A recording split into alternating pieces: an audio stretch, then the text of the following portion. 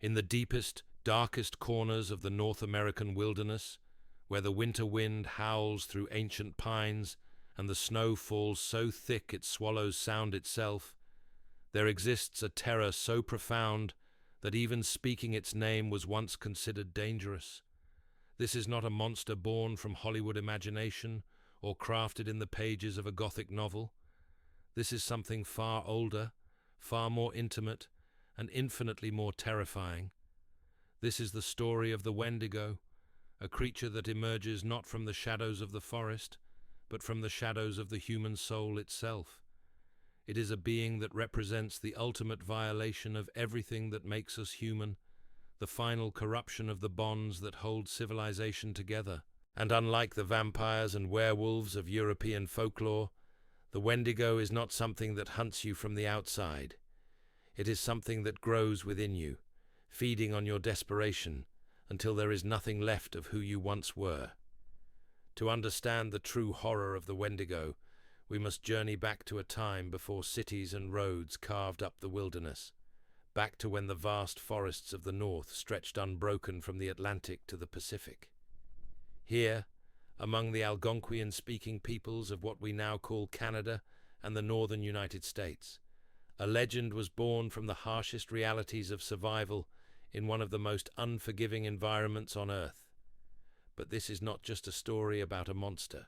This is a story about the thin line between civilization and savagery, about what happens when human beings are pushed beyond the breaking point, and about how a people use the power of story to protect us of human themselves from the darkest impel nature. This is the story of how fear itself can become a guardian, and how the most terrifying legends often contain the most essential truths. The land that gave birth to the Wendigo was a realm of extremes, a place where the abundance of summer could give way overnight to the killing cold of an 8-month winter. The indigenous peoples who called this wilderness home, the Ojibwe, the Cree, the Algonquin, and many others, had learned to live in harmony with these brutal cycles.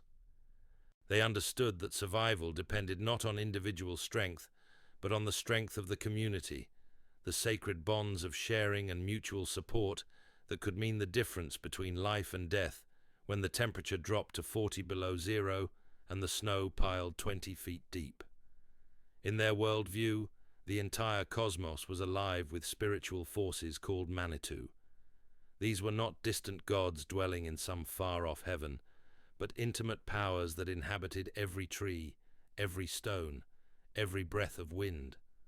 Some Manitou were benevolent, like Kitchi Manitou, the great spirit who watched over all creation.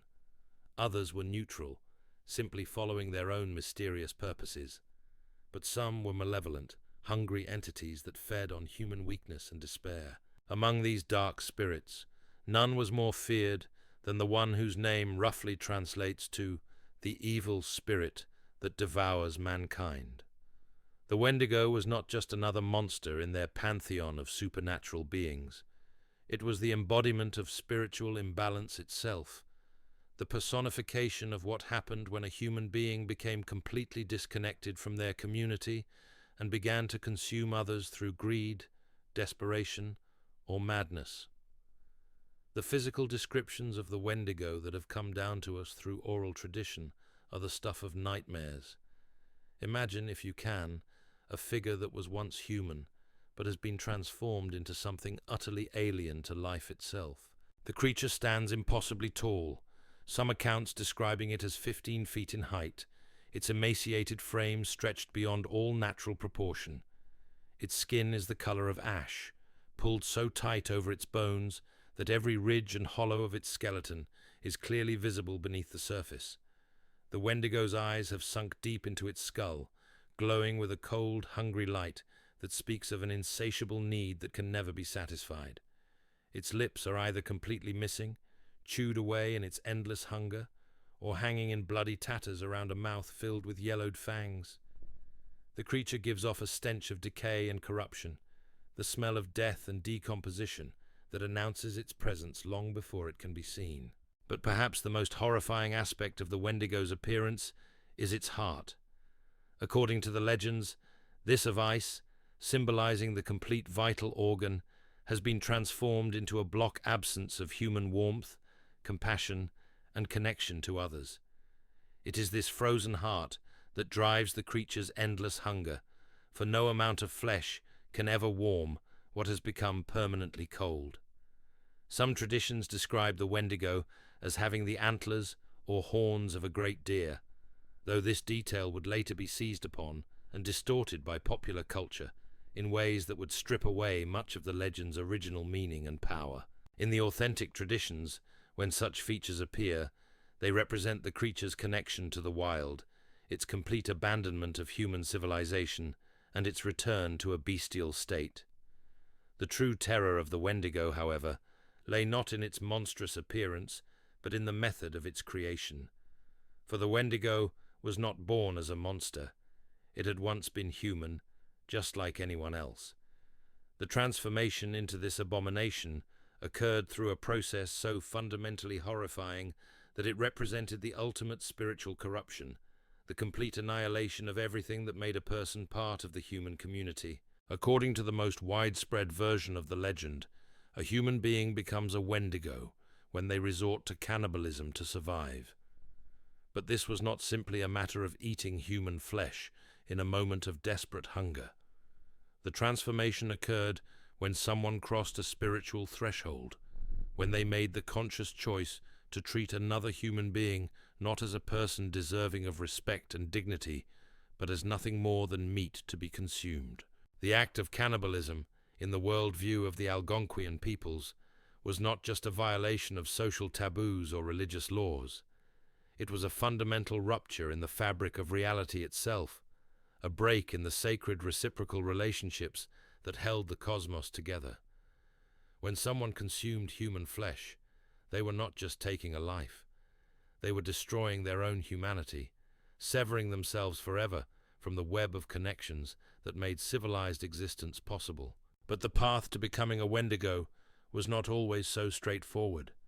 In some versions of the legend, the creature was not created by a single act of cannibalism, but by a gradual process of spiritual corruption. A person might begin to change when they became consumed by greed, when they started hoarding resources that should have been shared with the community, when they began to see other people not as fellow human beings, but as obstacles to their own survival and success. Winter was the season most associated with the Wendigo, and for good reason. It was during the long, brutal months of cold and darkness that the bonds of community were tested most severely. When food became scarce and the temperature dropped to lethal levels, the temptation to abandon the old ways of sharing and mutual support became almost overwhelming.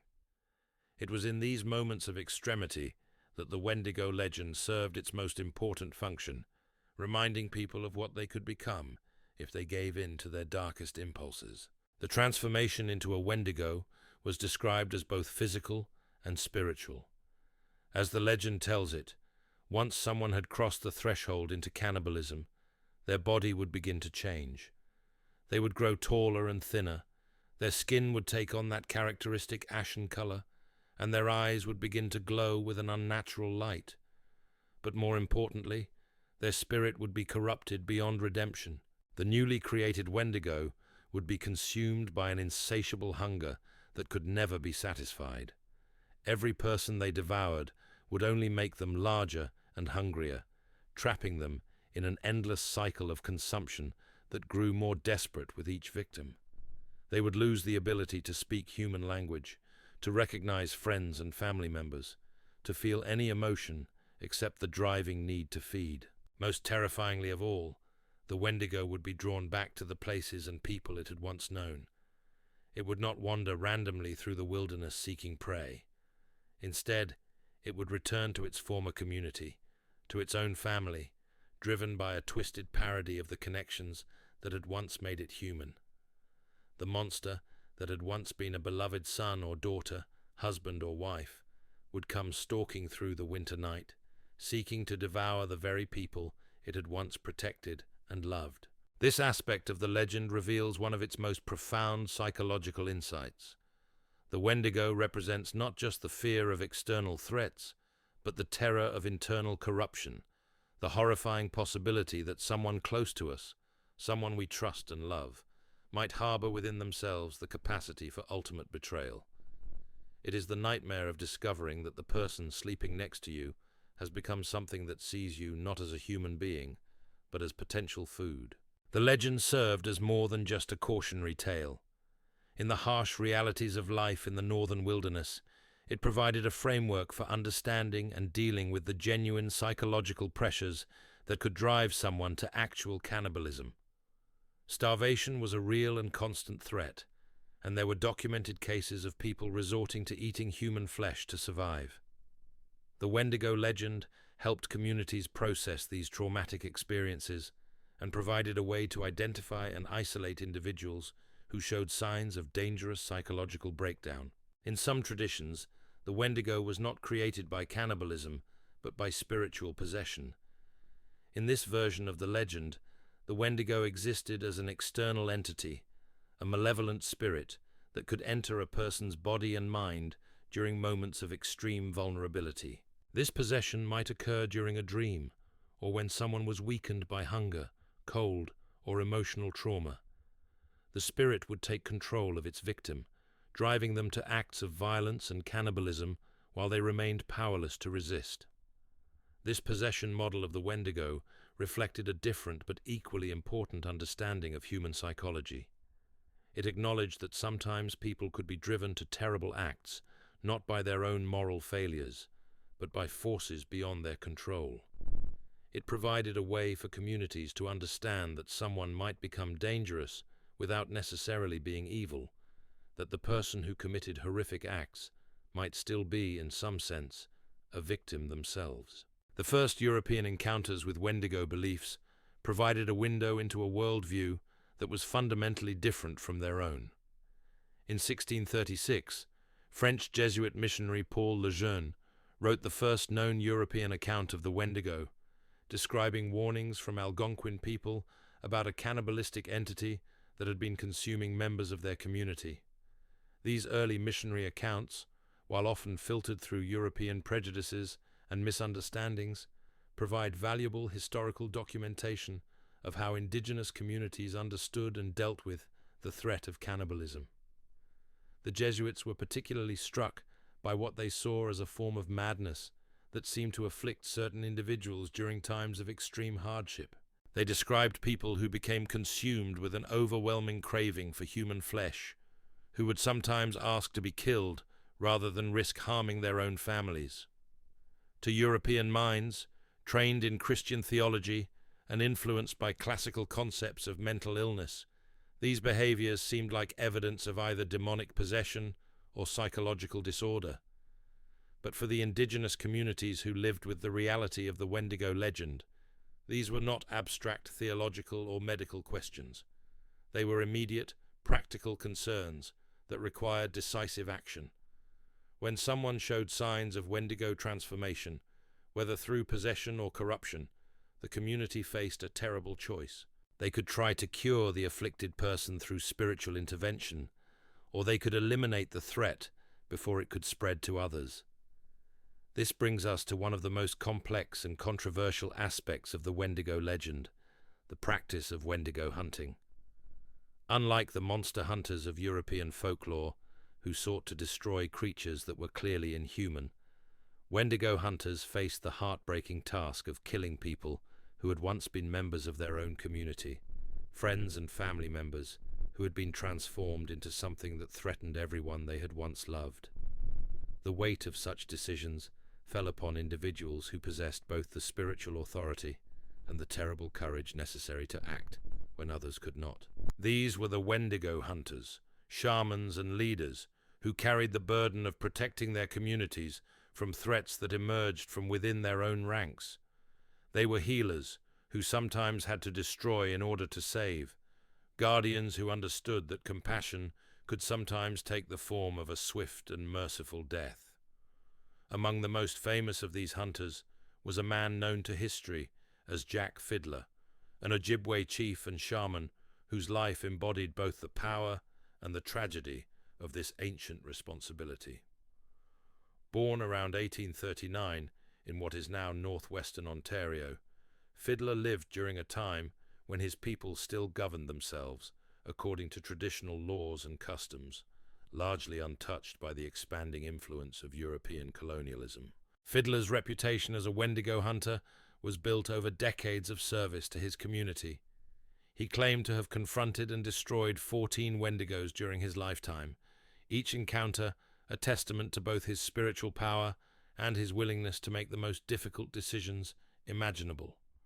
Some of these creatures, according to his accounts, were sent against his people by enemy shamans, supernatural weapons in conflicts that played out on both physical and spiritual battlefields. Others were members of his own band who had succumbed to the Wendigo transformation during times of famine and desperation. The process of Wendigo hunting was not a matter of tracking a beast through the forest with weapons and traps. It was a complex spiritual and social undertaking that required careful consideration, community consensus, and profound ritual preparation. When someone began to show signs of Wendigo transformation, whether through behavioral changes, expressions of cannibalistic urges, or spiritual possession, the community would first attempt healing through traditional medicine and ceremony. If these efforts failed, if the afflicted person continued to deteriorate and pose a threat to others, then the terrible decision would be made. Often, it was the victim themselves who would request death, understanding what they were becoming and choosing to die as a human being rather than live as a monster. In other cases, family members would approach someone like Jack Fiddler, asking him to end the suffering of a they could harm loved one before others, or complete their transformation. The actual killing was performed according to strict ritual protocols designed to ensure that the Wendigo's spirit could not return or spread its corruption to others. The method was usually strangulation, carried out with ceremonial cords or bands, and the body would be disposed of in ways that prevented the spirit from finding its way back to the community. These were not acts of murder in the conventional sense, but ritual executions performed to protect the spiritual health of the entire group. Jack Fiddler's own brother, Peter Flett, became one of his victims when hunger and isolation during a trading expedition drove him to Wendigo transformation. The decision to kill his own brother must have been agonizing, but Fiddler understood that his responsibility to the community superseded even the bonds of family. It was a choice that demonstrated the profound moral complexity of living in a world where supernatural threats were considered as real and immediate as any physical danger. The collision between traditional Wendigo hunting practices and European legal systems came to a head in the early 20th century, when the expanding reach of Canadian law finally penetrated into the remote regions where indigenous communities still lived according to their own customs. The case that would ultimately destroy Jack Fiddler began with a woman named Wasakapique, the daughter-in-law of his brother Joseph. Wasakapique had fallen gravely ill, and according to traditional beliefs, her condition indicated that she was dying and would return as a Wendigo upon her death. The family faced an impossible situation. If they allowed her to die naturally, they believed she would return as a monster that would threaten everyone in the community. If they killed her before the transformation was complete, they could prevent this fate, but would be taking the life of someone who was still technically human. The decision was made according to traditional protocols. Jack Fiddler and his brother Joseph, acting with the consent of the family and the broader community, ended Wasakapique's life through ritual strangulation. From their perspective, this was an act of mercy and protection, a necessary intervention to prevent a greater tragedy. They had followed the ancient laws and customs of their people, fulfilling their responsibilities as spiritual guardians of the community. But the world around them was changing in ways they could not fully comprehend. The Canadian government was extending its authority into previously autonomous Indigenous territories, bringing with it a legal system that recognized no spiritual threats and acknowledged no traditional authorities. When word of Wasakapique's death reached the Northwest Mounted Police, it was interpreted not as a religious ritual, but as cold-blooded murder. The arrest of Jack Fiddler and his brother Joseph in 1906 marked the beginning of the end for traditional Wendigo hunting practices. The two men were charged with murder under Canadian law, their centuries-old spiritual authority dismissed as primitive superstition by colonial officials who saw only the surface facts of the case. A woman had been killed, and someone had to pay the price according to European concepts of justice. The trial that followed was a clash between two entirely different ways of understanding reality. For the Canadian legal system, the case was straightforward. Two men had deliberately killed a woman, and their motives were irrelevant. The law recognized no spiritual justification for taking human life, no traditional authority that could override the state's monopoly on violence. As the presiding magistrate declared, "What the law forbids, no pagan belief can justify." For Jack Fiddler and the indigenous community that supported him, the trial represented something far more profound than a simple criminal proceeding. It was the violent imposition of an alien worldview that denied the reality of spiritual forces and dismissed thousands of years of traditional knowledge as ignorant folklore. They were being punished for protecting their people according to laws and customs that predated European presence in North America by countless generations. The psychological pressure of imprisonment and the approaching trial proved too much for Jack Fiddler to bear. On September 30th, 1907, after 15 weeks in custody, he walked away from his guard and disappeared into the bush surrounding the jail. Later that day, his body was found hanging from a tree, his own sash tied around his neck in a final act of defiance against a system that refused to acknowledge his authority or understand his actions. The death of Jack Fiddler marked the end of an era. His brother Joseph was eventually convicted and sentenced to prison, where he died of tuberculosis while serving his term. The traditional system of Wendigo hunting, which had protected indigenous communities for centuries, was effectively destroyed by colonial legal intervention. The last practitioners of an ancient spiritual discipline had been criminalized and eliminated, their knowledge and authority dismissed as murderous superstition.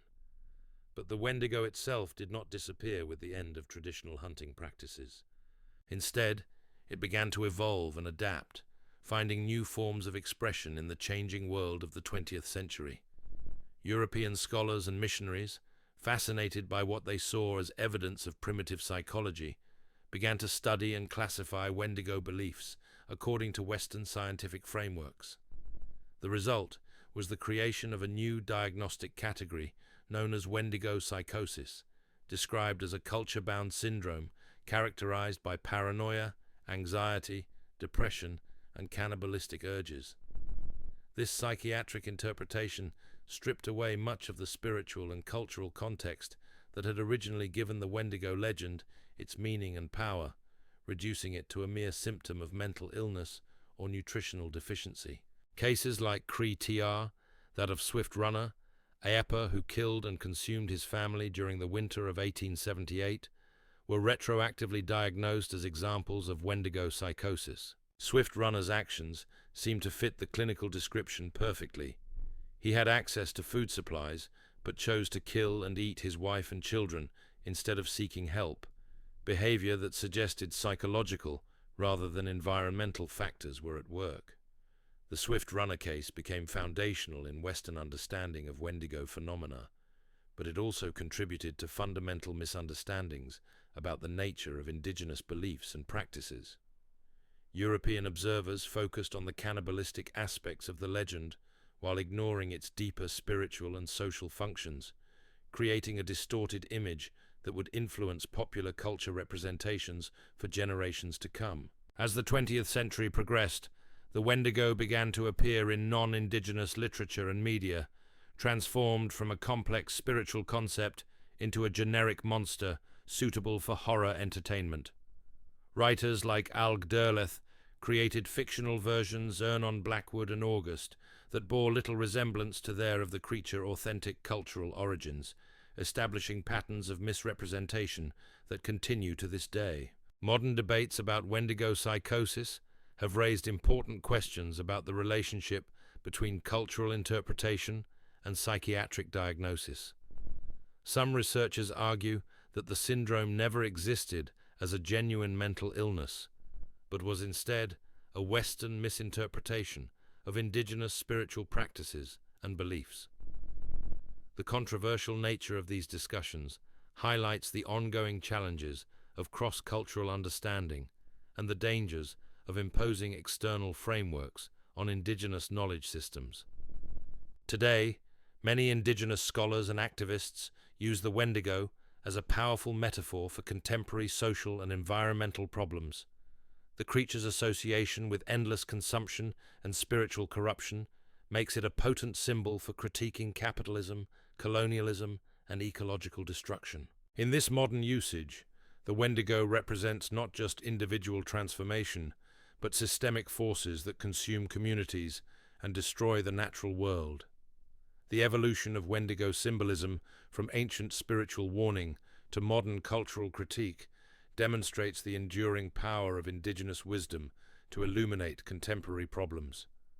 The creature that once stalked the winter forests of the north continues to haunt the imagination, reminding us of the dangers that emerge when human beings lose their connection to community and begin to consume rather than nurture the world around them. The transformation of the Wendigo from sacred warning to popular entertainment represents one of the most tragic examples of cultural appropriation in modern history. When Hollywood and mainstream horror fiction seized upon this ancient legend, they stripped away everything that made it meaningful to the people who create what it emerged was not the Wendigo at all, but a grotesque caricature that bore no resemblance to its countless spiritual origins. In movies, television shows, and video games, the Wendigo has been reduced to nothing more than another movie monster, usually depicted as some kind of antlered beast stalking through snowy forests. This imagery, so pervasive in popular culture, would be utterly foreign to the indigenous peoples who first spoke of the creature.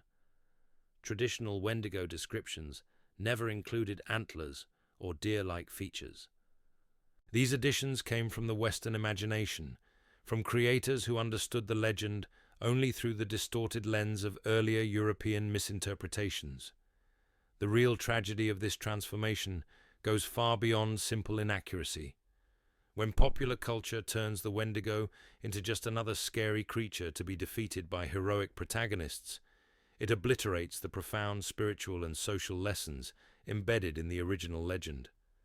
The careful balance between individual and community, the warnings about spiritual corruption, the complex moral questions surrounding survival and sacrifice, all of this disappears in favor of simple monster versus hero narratives. This misrepresentation has real consequences for contemporary indigenous communities. When their most sacred warnings are turned into entertainment commodities, when their spiritual concepts are stripped of meaning and sold as horror movie fodder, it represents a continuation of the same colonial violence that destroyed traditional Wendigo hunting practices. The legend becomes another resource to be extracted and exploited, divorced from its cultural context and drained of its original power. But the Wendigo refuses to be tamed by Hollywood's reductive vision. Even as popular culture has attempted to transform it into a generic monster, indigenous voices have reclaimed and reinterpreted the legend for the modern world. Contemporary Native American scholars, activists, and storytellers have found new ways to use Wendigo symbolism to address the urgent challenges of the 21st century. The concept of Wendigo economics, coined by activist Winona LaDuke, applies the creature's symbolism to contemporary capitalism and environmental destruction.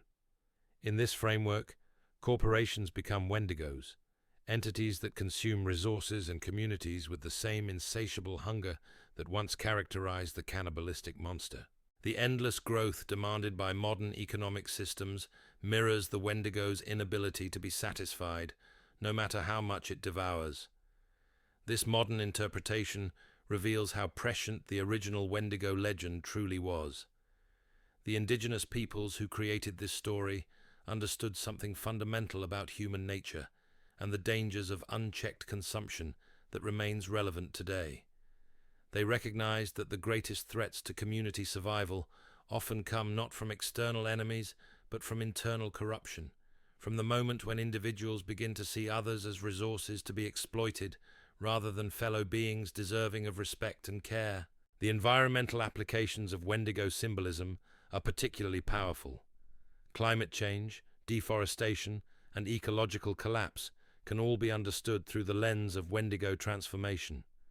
Humanity, in its endless hunger for resources and growth, has become like the monster of legend, consuming the very environment that sustains it, while growing ever larger and more desperate in its appetite. The parallels extend beyond environmental concerns to social and political issues. The concentration of wealth and power in the hands of a few, while vast populations struggle with poverty and displacement, reflects the same dynamic that the Wendigo legend was designed to warn against. When individuals or groups begin to hoard resources that should be shared, when they start to see other people as obstacles rather than community members, they risk the same spiritual corruption that creates monsters. Modern indigenous communities continue to grapple with the legacy of colonialism and the ongoing challenges of cultural preservation. The story of Jack Fiddler and the destruction of traditional Wendigo hunting practices serves as a stark reminder of how indigenous knowledge systems have been systematically undermined and destroyed. The legal systems that criminalize traditional spiritual practices continue to operate today, often in more subtle but equally destructive ways. The debate over Wendigo psychosis reflects broader questions about how Western science and medicine approach indigenous knowledge. When researchers dismiss traditional beliefs as primitive superstition or attempt to reduce complex spiritual concepts to simple psychiatric diagnoses, they repeat the same colonial patterns that have been used to justify the suppression of indigenous cultures for centuries. Yet there are signs of hope in the growing recognition among non-indigenous people that the wisdom Wendigo legend contains that extends far beyond its original cultural context. The creature's symbolism speaks to universal human experiences and concerns that transcend cultural boundaries. The fear of losing one's humanity, the struggle to maintain community bonds in the face of individual pressures, the recognition that our greatest enemies often emerge from within ourselves, these themes resonate across cultures and throughout history. The psychological insights embedded in the Wendigo legend anticipate many of the discoveries of modern psychology and sociology. The understanding that extreme isolation and stress can lead to dangerous behavioral changes, that individuals can become disconnected from their moral frameworks under pressure, that communities need mechanisms for identifying and addressing internal threats. All of these concepts are reflected in traditional Wendigo beliefs. The legend's emphasis on the importance of community support and shared resources offers a powerful alternative to the individualistic ideologies that dominate much of contemporary Western thought. In a world increasingly characterized by social isolation and economic inequality, the Wendigo's warning about what happens when people become disconnected from their communities feels more relevant than ever. The spiritual dimensions of the Wendigo legend also provide important insights for contemporary discussions about mental health and social welfare. The traditional understanding that individuals can be possessed or corrupted by forces beyond their control offers a more nuanced view of human behavior than simple models based on personal responsibility or moral failing. It recognizes that sometimes people need protection from themselves as much as from external threats. The ritual aspects of traditional Wendigo hunting practices, while obviously problematic from a modern legal and ethical perspective, reflect sophisticated understanding of community psychology and crisis intervention. The emphasis on collective decision-making, spiritual preparation, and ceremonial protocols demonstrates that indigenous communities had developed complex systems for dealing with dangerous individuals while maintaining social cohesion and moral authority. These historical practices raise difficult questions about the nature of justice and community protection that remain relevant today. How should societies deal with individuals who pose serious threats to others? What are the limits of compassion and rehabilitation? When does the need to protect the community override individual rights? The Wendigo hunting tradition, for all its troubling aspects, grappled with these questions in ways that modern legal systems often struggle to address. The story of the Wendigo also illuminates the complex relationships between different forms of knowledge and authority. The conflict between Jack Fiddler and the Canadian legal system was not just about different approaches to crime and punishment, but about fundamentally different ways of understanding reality itself. The indigenous worldview that recognized spiritual forces as real and immediate clashed with a European worldview that dismissed such beliefs as superstition. This clash continues to play out in contemporary debates about indigenous rights, environmental protection, and cultural preservation. When indigenous communities assert traditional knowledge about land management, spiritual practices, or community governance, they often encounter the same dismissive attitudes that criminalized Wendigo hunting a century ago. The assumption that Western scientific and legal frameworks are inherently superior to indigenous knowledge systems reflects the same colonial mindset that destroyed traditional practices. The persistence of the Wendigo legend, despite centuries of suppression and misrepresentation, testifies to its enduring power and relevance. Like all truly great stories, it contains truths that transcend its specific cultural context while remaining deeply rooted in the experiences and wisdom of the people who created it. The creature continues to evolve and adapt, finding new forms of expression in each generation while maintaining its core function as a warning about the dangers of spiritual corruption and social breakdown. As we face the mounting challenges of the 21st century, from climate change and environmental destruction to social inequality and political polarization, the Wendigo's ancient wisdom becomes ever more urgent.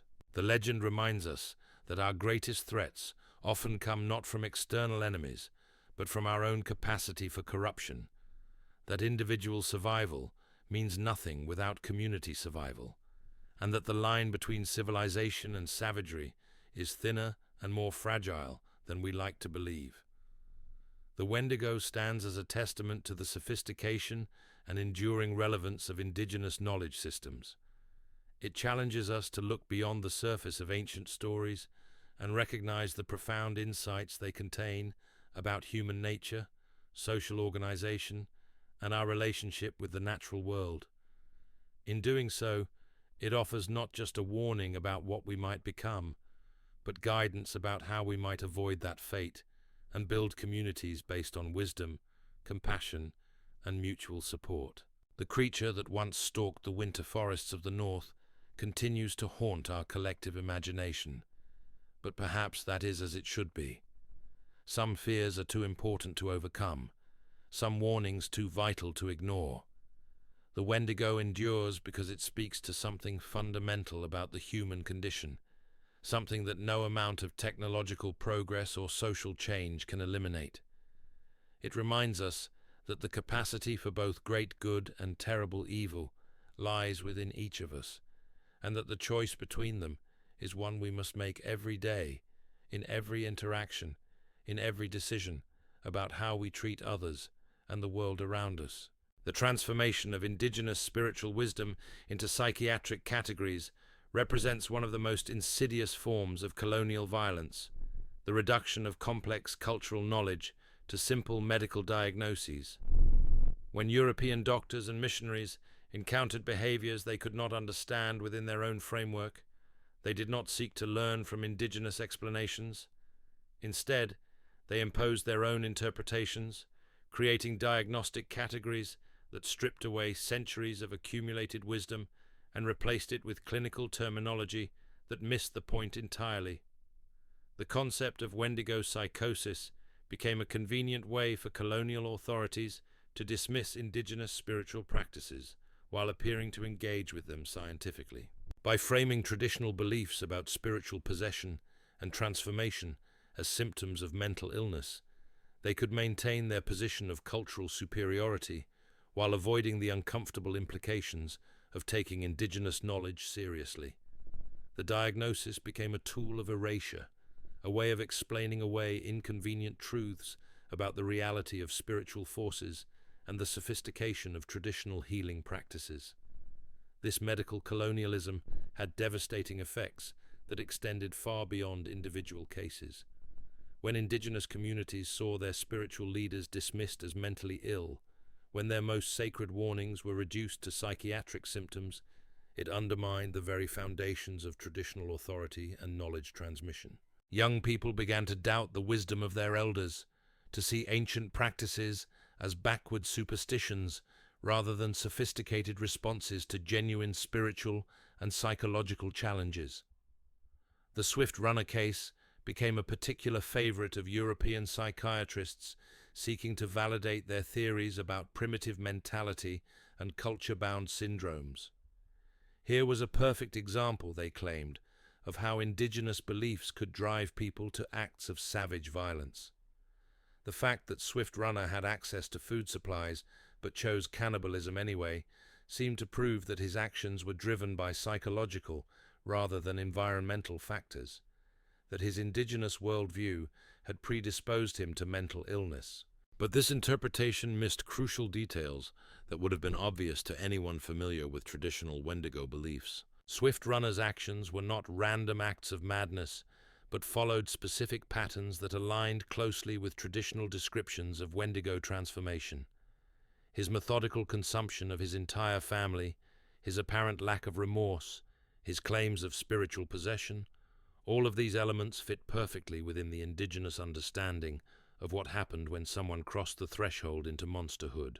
The tragedy was not that Swift Runner had succumbed to a culture-specific form of mental illness, but that his community had lost the traditional mechanisms for recognizing and preventing Wendigo transformation.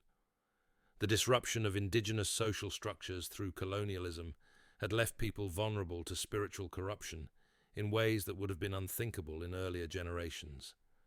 Swift Runner was not a victim of his culture's beliefs, but of their destruction. Modern psychiatric researchers have begun to question whether Wendigo psychosis ever existed as a genuine syndrome, or whether it was simply a Western misinterpretation of indigenous spiritual practices. The lack of documented cases, the suspicious alignment of reported symptoms with European expectations about primitive behavior, and the absence of the syndrome in contemporary indigenous communities all suggest that the diagnosis may have been more about colonial assumptions than clinical reality. This revisionist understanding has profound implications for how we interpret historical accounts of Wendigo encounters. Were the people diagnosed with Wendigo psychosis actually suffering from a culture-specific mental illness, or were they victims of a colonial system that criminalized their spiritual beliefs and pathologized their cultural practices? The question becomes even more complex when we consider that some of these individuals may have been engaging in traditional spiritual practices that European observers simply could not comprehend. The case of Jack Fiddler takes on new meaning in this context. Rather than being a deluded individual driven by superstition to commit murder, he emerges as a traditional healer whose spiritual authority was systematically undermined and ultimately destroyed by colonial legal intervention. His suicide in custody was not the act of a guilty man escaping justice, but the final gesture of defiance by someone who refused to accept the legitimacy of a system that denied everything he held sacred. The destruction of traditional Wendigo hunting practices had consequences that extended far beyond the loss of specific rituals or beliefs.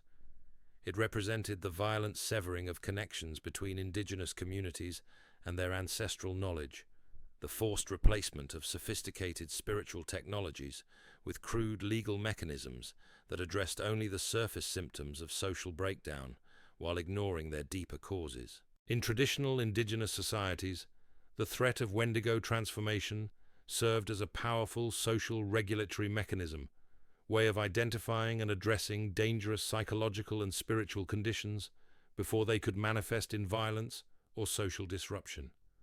The fear of becoming a Wendigo encouraged individuals to maintain their connections to community and to seek help when they felt themselves beginning to drift toward isolation or antisocial behavior. The Wendigo legend also provided a framework for understanding and processing traumatic experiences related to survival, starvation, and violence.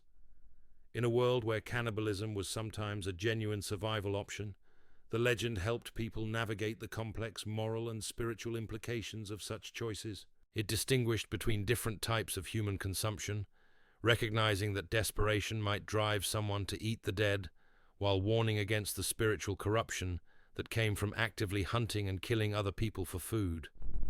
This nuanced understanding of human behavior under extreme stress demonstrates a psychological sophistication that European observers completely missed.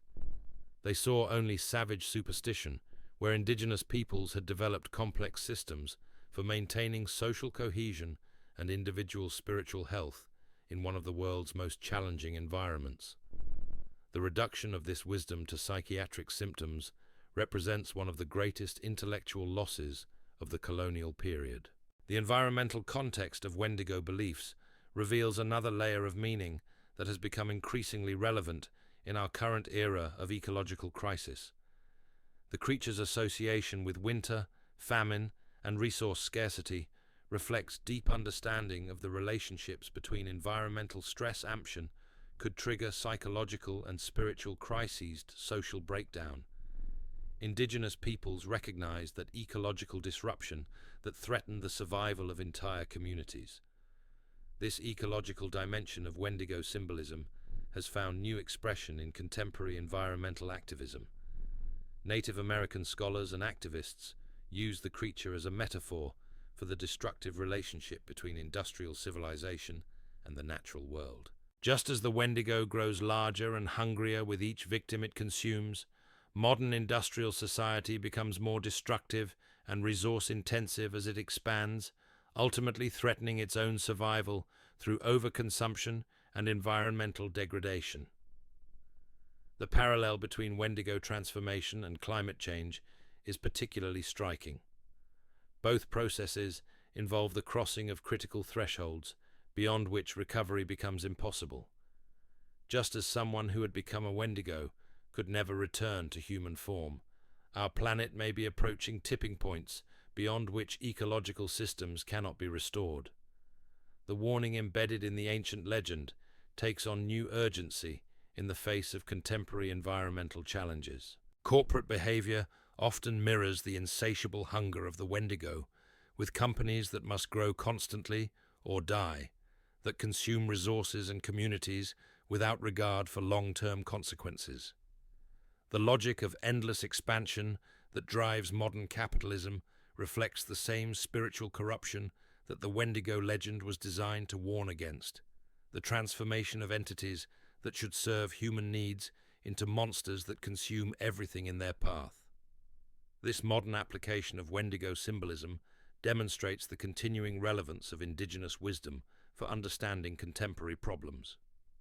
The solutions implied by the legend, emphasis on community cooperation, respect for natural limits, and recognition of the spiritual dimensions of economic and environmental relationships, offer alternatives to the destructive patterns that characterize much of modern industrial society. The persistence of Wendigo imagery in popular culture, despite its systematic distortion and misrepresentation, suggests that something essential about the legend continues to resonate with contemporary audiences. Even in its debased Hollywood form, the creature taps into deep fears about loss of humanity, social breakdown, and the thin line between civilization and savagery. People sense that there is something important in this story, even when they encounter it through the filter of commercial entertainment. The challenge for contemporary indigenous communities is to reclaim control over their own narratives, to resist the appropriation and distortion of their sacred symbols, while finding ways to share their wisdom with a world that desperately needs it.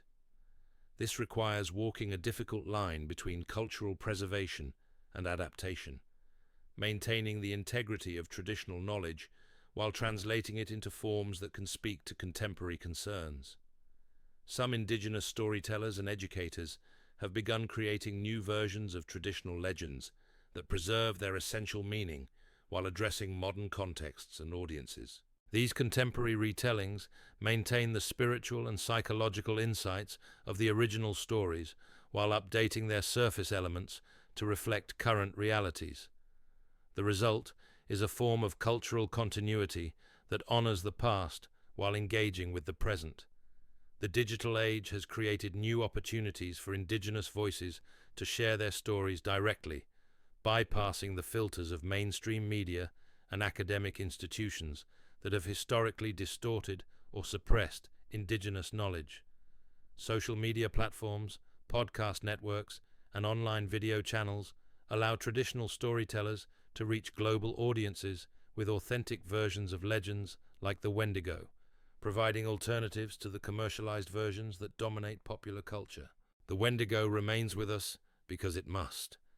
In a world where ancient wisdom has been commodified and sold back to us as entertainment, where sacred warnings have been stripped of their power and reduced to movie monsters, the true spirit of this legend refuses to be silenced. It continues to whisper from the edges of our consciousness, reminding us that the greatest monsters are not the ones that hunt us from the shadows, but the ones we become when we lose sight of what makes us human. The next time winter winds howl through your dreams, remember this story and ask yourself, what hungers within you, and what price are you willing to pay to feed it?